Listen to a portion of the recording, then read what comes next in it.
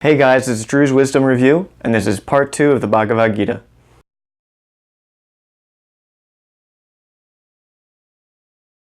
What we're going to find in chapters 4 through 6 that I'm going over today is that it's less about the story arc and more about the Indian philosophy and religion.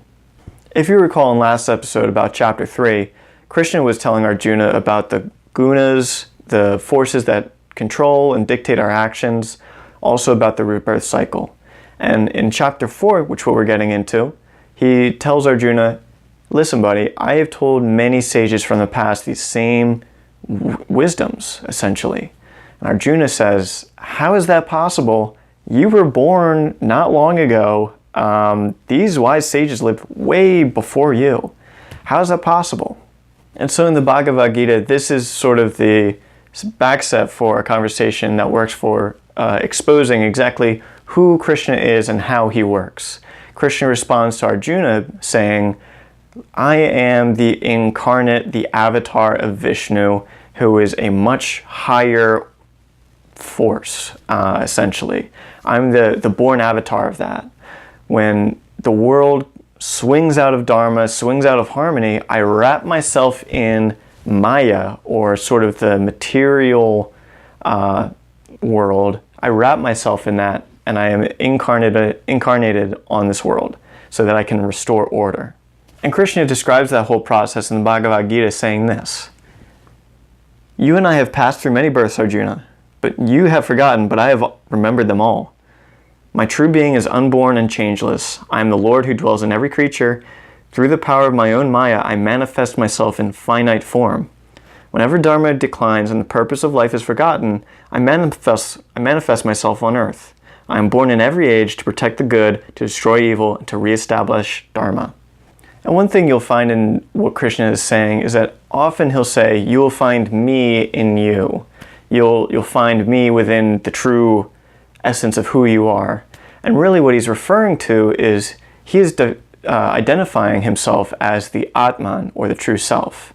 Not distinguishing one from the other, because he is just as pervasive as the Atman, as the Brahman. And what you'll find is that before this part of the conversation between Krishna and Arjuna, it was mostly focused on Krishna's predicament, where he was in the war, who he is fighting, how to behave, and how to handle himself.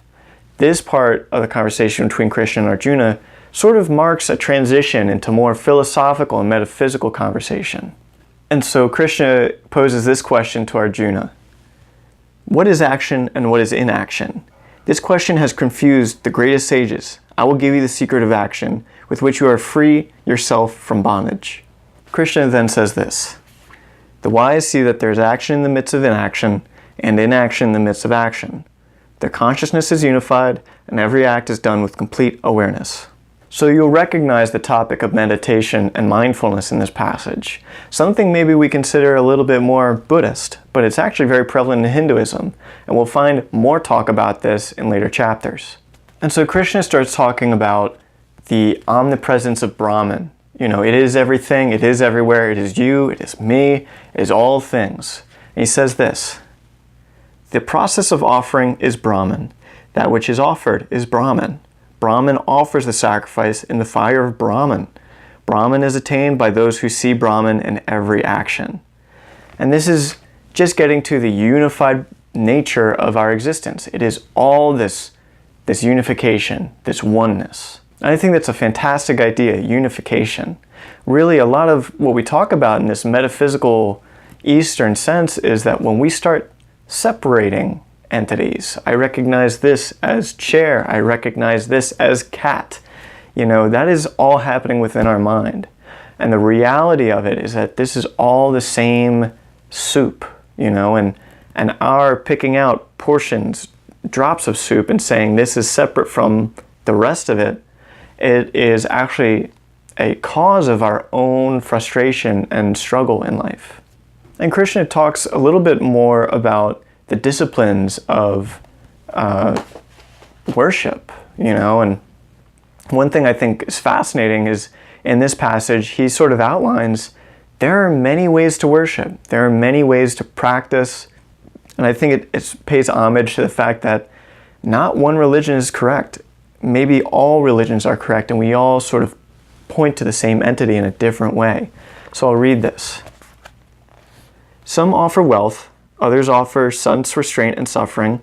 Some take vows and offer knowledge and study of the scriptures. Some make the offering of meditation.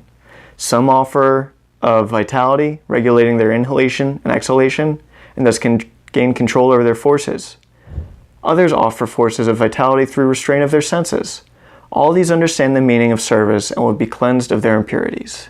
Basically saying, like, there are many ways to attain this higher consciousness, this connection with your own divine understanding. And Krishna ends the chapter saying this. Arjuna, cut through this doubt in your own heart with the sword of spiritual wisdom. Arise, take up the path of yoga. So in the start of the 5th chapter, we hear a little bit more from Arjuna. He asks Krishna, between the path of karma and the path of renunciation, which is better? Should I act selflessly and live a life of action, or should I live a life of renunciation and sort of dimming all of my worldliness? Have you ever asked that question yourself? What's better? Should I live this life of material and action and I commit myself to goals, I achieve the goals, I get things, I have things, and it's all very busy, isn't it? It's all very busy, and maybe sometimes, and I know I ask myself this, is it all worth it? Maybe I should just live a simple life of a monk or something. Arjuna asked this question. I think a lot of people do. And Krishna, being the practical God that he is, says to Arjuna in response, essentially, renunciation is very difficult. You can't live without these material things. You can't do all that. Well, you can, but you got to have action in your life sometimes. That it's just what you need to do to survive.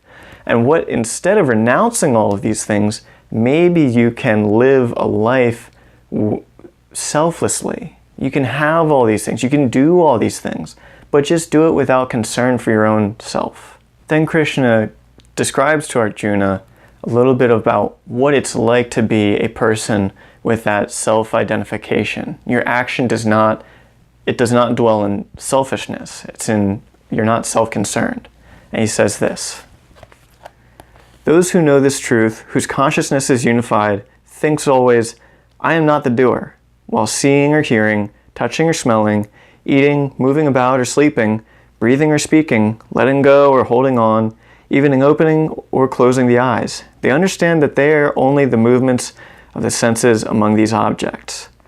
And what Krishna is talking about is something that maybe we've all once in a while experienced, and sort of a beautiful moment when you're in action and you're doing something for someone else and you see it all happen right before your eyes, but it's almost as if you're not doing it. I remember, I've been a camp counselor before, and as a camp counselor, I had to step in and help a camper one time. He was having a medical emergency. And I remember it, and I remember being there and being in my body, but it all just sort of happened. I didn't have to think about it because it was selfless action. I could just see what was happening. I could feel my body moving. I knew the intention, but I was just there watching it all happen. Maybe you can think of a time that happened to you. This sort of state of grace where you're solely fixated on the well-being of another person, and you're so filled with your own heart, your own love, that it's almost as if your true self is not doing any of it. You're just sitting there watching it all happen. So getting back a little bit into the text, I want to read this to you, because this showed up in an earlier video, something a little bit different. In an earlier video, actually my first video, the Rig Veda, something called the city, a place of 11 gates showed up. And it showed up similarly in this one. Let me read this to you. Those who renounce attachment in all their deeds will live content in the city of 9 gates, the body as its master. They are not driven to act, nor do they involve others in action. And so the city of 9 gates, what is that? Why is that the way you describe it? And I looked it up. The city of 9 gates is the body, and the gates are holes in our body. There's 9 holes in our body. How weird and funny is that as a description? Sort of beautiful, really. And an overarching theme, Krishna leaves Arjuna with at the end of this chapter is, if you find anything that has a beginning and an end, it cannot possibly make you happy. So that's people, objects, money, yourself, you live and die. Anything that is not eternal, truly eternal, is something that will never satisfy you. Now, Krishna and Arjuna are talking about something that's very near and dear to my heart. I'm going to get right into it.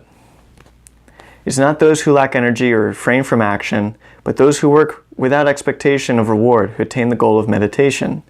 Theirs is true renunciation. Meditation is exactly what this chapter is about. I think it's so cool. Personally, I love and totally identify with what they're talking about in this. It describes the feelings of meditation, what may happen to your mind when you're meditating. And if you're a meditator, I'm sure you'll listen and hear the same thing. It's so cool that someone who lived millennia ago could write about something that is universal and applies to people today. And Krishna, getting into a little bit about the discipline of meditation, says this: reshape yourself through the power of your will. Never let yourself be degraded by self-will. The will is the only friend of the self, and the will is the only enemy of the self. And this is kind of getting into maybe a misconception about meditation and what is meditation. I think a lot of people maybe think you just kind of fall into it. It's just a state of ease and relaxation. Really, meditation is work, and if you don't go into it with discipline and intention, you may just be daydreaming. And here's something very visually cueing, something that really is so descriptive. I love it. Here, listen to this. Select a clean spot, neither too high nor too low, and seat yourself firmly on a cloth, a deerskin, and kusha grass. Then, once seated, strive to still your thoughts. Make your mind one-pointed in meditation, and your heart will be purified. Hold your body, head, and neck firmly in a straight line, and keep your eyes from wandering. With all fears dissolved in the peace of the self, and all actions dedicated to Brahman, controlling the mind and fixing it on me, sit in meditation with me as your only goal. With senses and mind constantly controlled through meditation, unified with the self within, an aspirant attains nirvana, the state of abiding joy and peace in me. And that passage really gives a lot of imagery, doesn't it? Makes me think of kind of a really ancient person from India sitting on a bush and some deerskin and sitting in silence, kind of very austere looking. And I think of maybe comparing it to someone these days. You look at someone like me who's got this silly ass shirt on. I meditate, and there's a lot of people that meditate for all types of reasons. Maybe 2,000 years ago, someone would meditate because they're having trouble within their clan, or maybe they're having trouble finding food and water, and it stresses them out and it makes them unfocused to be wrapped up in these thoughts. Someone more these days would maybe have social anxiety, or maybe they're thinking about a promotion, and that makes them worrying about them makes them ineffective to dealing with these problems.